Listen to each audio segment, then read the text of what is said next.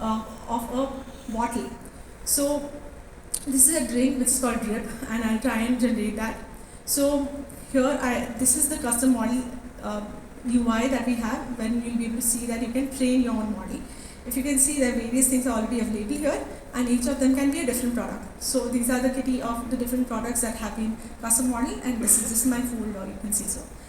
So if I just go ahead and try to look into this, so there are various options that I'm seeing, and I'm just going to try and train a model. And I'm going to try and name this as Drip energy drink. That's the energy drink that I want to try making.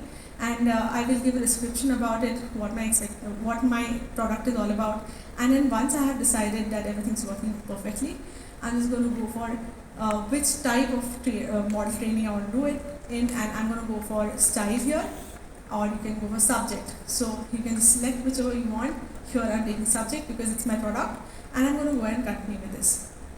So here, as you see, I have got my specific folder, and in this folder I have to go ahead and upload a minimum of 15 images, which will allow the engine to understand what my expectation or what my product is all about. It will then start building around that specific thing, as I had already mentioned earlier.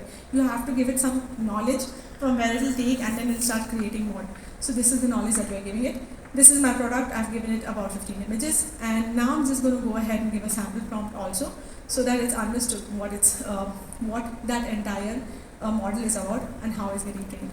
So once I've done that, I'm just going to go ahead and save this. And if I don't like it, I can always use a bin. I can always edit it and work around with that. So this is what my entire space looks like right now, and I can just go ahead and ask it to train.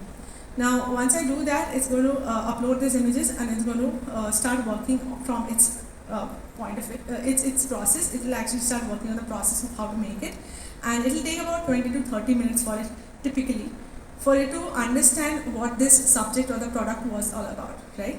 Now, I'm going to go ahead and say continue, and now I'll just have to wait for it so that it gets trained enough. Of course, I'm not asking you to wait for 20 to 30 minutes here. This is already pre-done.